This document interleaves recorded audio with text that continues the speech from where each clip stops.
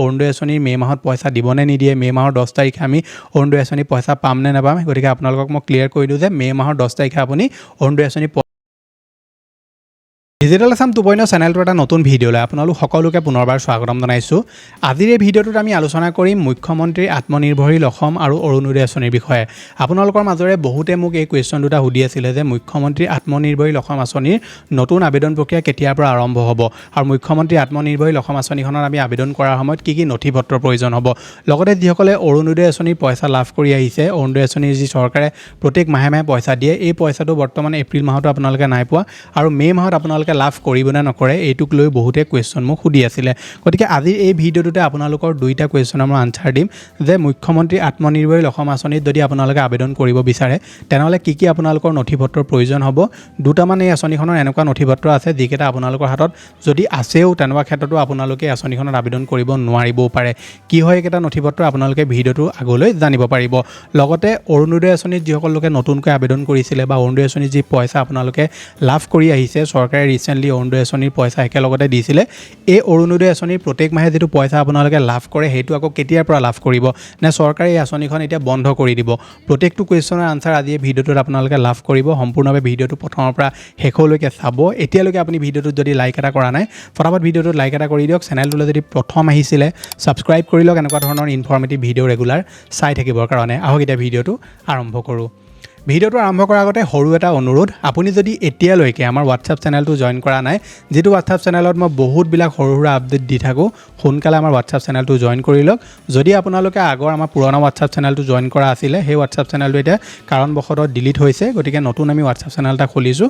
গতিকে লিংকটো মই ডেছক্ৰিপশ্যনত দি থৈছোঁ, সোনকালে জইন কৰি ল'ব। কাৰণ তাতে আপোনালোকখন চৰকাৰী স্কিমৰ বিষয়ে, প্ৰত্যেকটো চৰকাৰী স্কলাৰশ্বিপৰ বিষয়ে বা প্ৰত্যেকবিলাক আপোনালোকে সৰু সুৰা আপডেটৰ বিষয়ে আমাৰ হোৱাটছআপ চেনেলত লাভ কৰি থাকিব। গতিকে লিংকটো মই ডেছক্ৰিপশ্যনত দি থোৱা আছে, আপুনি ভিডিঅ'টো চাই আমাৰ হোৱাটছআপ চেনেলটো ফ্ৰীতে জইন কৰি ল'ব।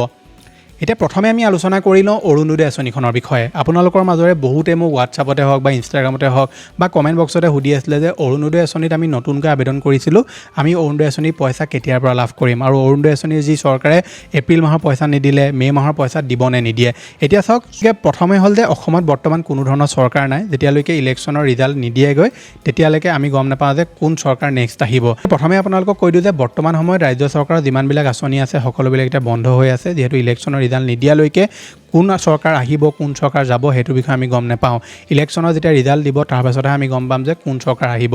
যদি বিজেপি চৰকাৰ আহে তেনেকুৱা ক্ষেত্ৰত আপোনালোকে অৰুণোদয় আঁচনিৰ যিটো পইচা আছে সেই পইচাটো পোৱাৰ চান্স আছে। এতিয়া চান্স আছে বুলি কেলৈ কৈছোঁ, কাৰণ চৰকাৰে ৰিচেণ্টলি যিমানখিনি পইচা বিতৰণ কৰিলে, ধৰি লওক গোটৰ মহিলাৰ নামতে হওক বা অৰুণোদয় আঁচনিৰ একেলগতে পইচা দিয়া বুলিয়ে কওক বা যিকোনোবিলাক সৰু সুৰা আঁচনি যিমানখিনি পইচা চৰকাৰে বিতৰণ কৰিলে, এতিয়া ইলেকশ্যনৰ ৰিজাল্ট দিয়াৰ পিছতো যদি বিজেপি চৰকাৰ আহে তেনেকুৱা ক্ষেত্ৰতো তেওঁলোকে যে এই আঁচনিখন ততাতৈয়াকৈ আকৌ কণ্টিনিউ কৰিব সেইটোৰ আশা কম।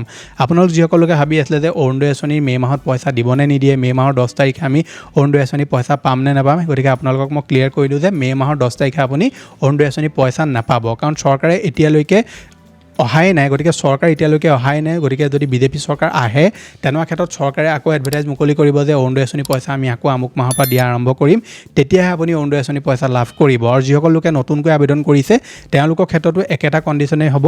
যদি চৰকাৰ আকৌ আহে আৰু অৰুণোদয় আঁচনি যদি কণ্টিনিউ কৰে, আপোনালোকৰ যদি ফৰ্মসমূহ ছাবমিট হৈছে বা সকলোবিলাক যদি আপুনি ঠিকমতে দিছে তেনেকুৱা ক্ষেত্ৰত আপোনালোকে অৰুণোদয় আঁচনি পইচা লাভ কৰিব। যিটো আপোনালোকে কেতিয়াৰ পৰা লাভ কৰিব ইয়াৰ কোনো ডেট নাই। চৰকাৰে যদি কয় যে আমি অৰুণোদয় আঁচনি এতিয়া পৰা কণ্টিনিউ নকৰোঁ, 4-5 মাহ আমি ৱেইট কৰিম বা এবছৰ আমি ৱেইট কৰিম, তাৰপৰাহে অৰুণোদয় পইচা দিম, তেনেকুৱা ক্ষেত্ৰত আপোনালোকে অৰুণোদয় আঁচনি কোনো ধৰণৰ পইচা এতিয়া ৰিচেণ্টলি আপুনি লাভ নকৰিব। যদি চৰকাৰ চেঞ্জ হয় তেনেকুৱা ক্ষেত্ৰত অৰুণোদয় আঁচনি নতুনখন চৰকাৰে কণ্টিনিউ কৰে নে নকৰে সেইটো নতুন চৰকাৰৰ ওপৰত ডিপেণ্ড কৰিব। গতিকে আপোনালোক যিসকলোকে ভাবি আছে যে মে' মাহত আমি অৰুণোদয় আঁচনি পইচা লাভ কৰিম, ইলেকশ্যনৰ পিছতে আমি অৰুণোদয় আঁচনি পইচা লাভ কৰিম, সেইটো ইমান সহজ নহয়। ইলেকশ্যনৰ পিছত যদি বিজেপি চৰকাৰ আহেও তেনেকুৱা ক্ষেত্ৰতো আপোনালোকে ৱেইট কৰিব লাগিব, যেতিয়ালৈকে চৰকাৰে আকৌ আপডেট নিদিয়ে যে অৰুণোদয় আঁচনি পইচা তেওঁলোকে কেতিয়াৰ পৰা বিতৰণ কৰে। এতিয়া আহোঁ আমি মুখ্যমন্ত্ৰী আত্মনিৰ্ভৰশীল অসম আঁচনিখনলৈ। যে মুখ্যমন্ত্ৰী আত্মনিৰ্ভৰশীল অসম আঁচনিখনত আপোনালোক যিসকলোকে আবেদন কৰিম বুলি ৰৈ আছে, আবেদন প্ৰক্ৰিয়া কেতিয়াৰ পৰা আৰম্ভ হ'ব। বহুতে মোক সুধি আছিলে যে আমি মুখ্যমন্ত্ৰী আত্মনিৰ্ভৰশীল অসম আঁচনিৰ যি 2 লাখ টকাৰ কাৰণে এপ্লাই হয় এইটো কাৰণে আবেদন কৰিবলৈ ৰৈ আছোঁ, কেতিয়াৰ পৰা এই আঁচনিখনৰ আবেদন প্ৰক্ৰিয়া আৰম্ভ হ'ব ইয়াৰ ওপৰত এটা ভিডিঅ' বনাই দিয়ক। গতিকে এই ক্ষেত্ৰতো একেটা কণ্ডিশ্যনেই হয় যে চৰকাৰ যদি আকৌ আহে তেনেকুৱা ক্ষেত্ৰতে এই আঁচনিখন কণ্টিনিউ হ'ব। যদি বিজেপি চৰকাৰ আহে তেনেকুৱা ক্ষেত্ৰত আপোনালোকে মুখ্যমন্ত্ৰী আত্মনিৰ্ভৰশীল অসম আঁচনিৰ যি আবেদন প্ৰক্ৰিয়া সম্ভৱতঃ জুন বা জুলাই মাহৰ পৰা আপুনি দেখিবলৈ পাব পাৰে যদি চৰকাৰে কণ্টিনিউ কৰে এই স্কিমখন। এই আঁচনিখনত আবেদন কৰিবলৈ হ'লে আপোনালোকে প্ৰথমে ৰেজিষ্ট্ৰেশ্যন কৰিব লাগিব। ৰেজিষ্ট্ৰেশ্যন কৰা কিছুমান চৰ্ত আছে। যদি আপুনি জেনেৰেল কাষ্টৰ হয় তেনেহ'লে আপোনালোকে মেট্ৰিক পাছ কৰা হ'ব লাগিব। যদি জেনেৰেল কাষ্টৰ নহয় তেনেহ'লে এটলিষ্ট আপুনি ক্লাছ 10লৈকে পঢ়া হ'বই লাগিব, তেতিয়াহে আপুনি এই আঁচনিখনত আবেদন কৰিব পাৰিব।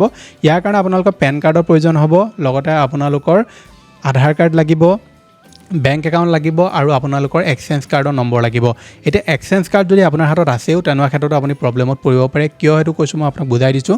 যিসকল লোকে এক্সচেঞ্জ কাৰ্ড বনালে কিন্তু তেওঁলোকে এক্সচেঞ্জ কাৰ্ডটো ৰিনিউ কৰা নাই, 2024 চনতে ৰিনিউ ধৰি লওক 24 চনতে ৰিনিউৱেল এদায় হৈ গ'ল বা 25তে ৰিনিউৱেল এদায় হৈ গ'ল বা তেওঁলোকৰ 26ৰ ষ্টাৰ্টিঙতে আছিলে কিন্তু এতিয়ালৈকে তেওঁলোকে নকৰিলে, গতিকে আপোনালোকৰ যিটো কাৰ্ড সেইটো বৰ্তমান ইনভেলিড হৈছে আৰু আপুনি সোনকালে সেইটো চেক কৰাই ল'ব। যদি 2026 চনলৈকে আপোনাৰ ৰিনিউৱেলৰ টাইম আছিলে তেনেকুৱা ক্ষেত্ৰত এইটো ইনভেলিড নহ'বও পাৰে, কিন্তু যিসকলৰ 25লৈকে আছিলে ধৰি লওক ৰিনিউৱেল টাইম আৰু তেওঁলোকে যদি নকৰিলে তেনেকুৱা ক্ষেত্ৰত আপোনালোকৰ এই এক্সচেঞ্জ কাৰ্ডটো বৰ্তমান কেঞ্চেল হৈছে। আপুনি নতুনকৈ এক্সচেঞ্জ কাৰ্ড বনাব লাগিব। মুখ্যমন্ত্ৰী আত্মনিৰ্ভৰশীল অসম অৰ্থাৎ CM 3.0 আঁচনিখনৰ আবেদন প্ৰক্ৰিয়াও ইলেকশ্যনৰ পিছতহে হোৱাৰ সম্ভাৱনা আছে।